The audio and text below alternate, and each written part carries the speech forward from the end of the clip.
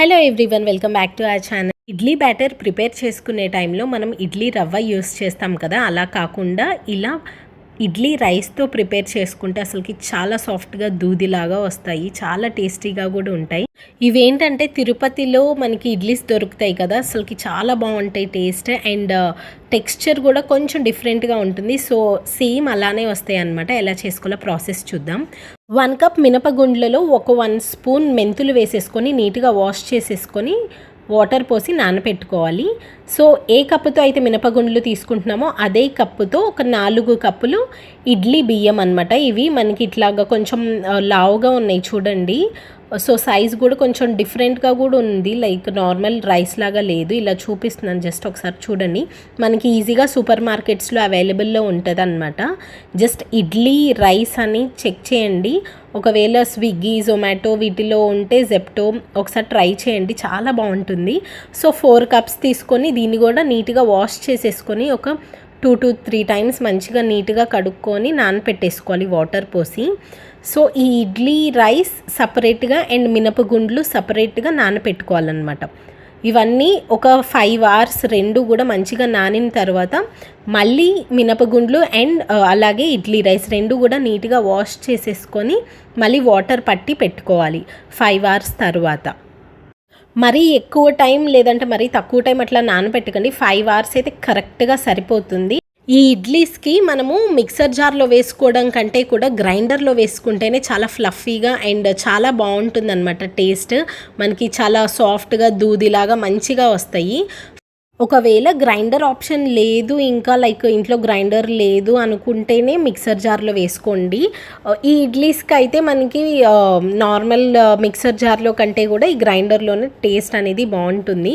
మినపగుండ్లుని సపరేట్గా first grind చేసుకోవాలని చెప్పాను కదా, అది మనకి రెడీ అయిందో లేదో తెలుసుకోవడానికి ఇది ఒక చిన్న చిట్కా అనమాట. లైక్ వాటర్ వేసేసుకొని ఒక బౌల్లో ఇట్లా కొంచెం పిండిని తీసి వేసుకుంటే మనకి ఇట్లా మంచిగా పైకి తేలుతుందనమాట. సో ఇప్పుడు మనకి ఈ బ్యాటర్ అనేది రెడీ అయింది అని అర్థం. సో మనకి మినపగుండ్లు అయితే మంచిగా రెడీ అయిపోయింది. అండ్ ఇప్పుడు ఇడ్లీ రైస్ని మళ్ళీ వేసుకోవాలన్నమాట. సో ఇడ్లీ రైస్ సపరేట్గా అండ్ మినపగుండ్లుని సపరేట్గానే వేసుకోవాలి. అండ్ ఇడ్లీ రైస్ కూడా నీట్గా మళ్ళీ ఒక 2-3 టైమ్స్ వాష్ చేసేసుకొని ఈ ఇడ్లీ రైస్ని కూడా గ్రైండర్లో వేసేసుకోవాలి.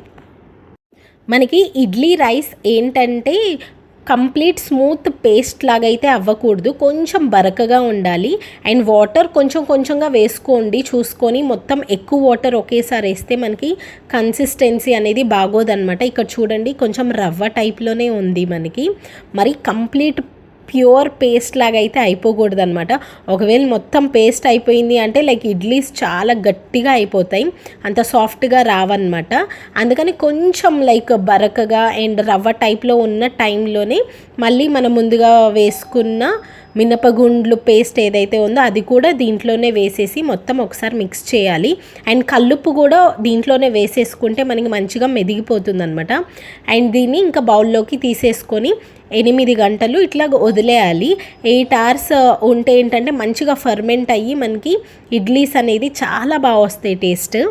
8 hours మనం కంపల్సరీ వదిలేయాలన్నమాట. అప్పుడే మనకి ఫర్మెంటేషన్ ప్రాసెస్ మంచిగా జరిగి ఇడ్లీస్ వేసుకున్నప్పుడు కూడా మంచిగా పొంగుతాయి అండ్ టేస్ట్ కూడా చాలా బాగుంటుంది.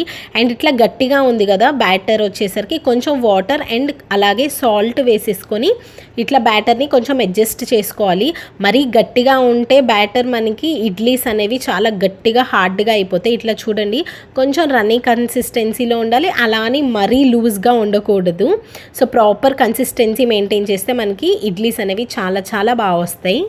మనము water and salt just idli వేసుకునే ముందు కలుపుకున్నా సరిపోతుందన్నమాట.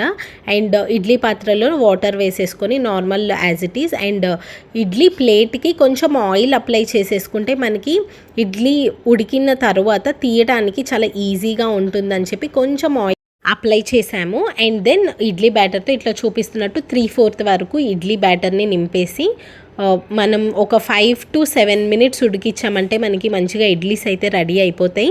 అండ్ ఇడ్లీ ఉడికిన తర్వాత స్టవ్ ఆఫ్ చేసిన తర్వాత ఒక 5 minutes అట్లా వదిలేయాలి. అప్పుడే మనకి ఏంటంటే ఇడ్లీస్ తీస్తున్న టైంలో మంచిగా వస్తాయి అన్నమాట.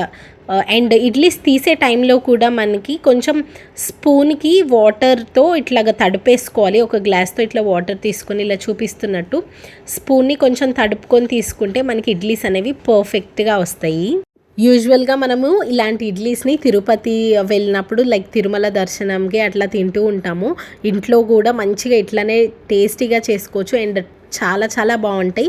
సేమ్ అసలు దూదిలాగే తిన్నట్టు అట్లా అనిపించింది అనమాట. చాలా టేస్టీగా ఉంది. డెఫినెట్గా ఒకసారి ట్రై చేయండి. Thank you so much for watching this video. Please subscribe.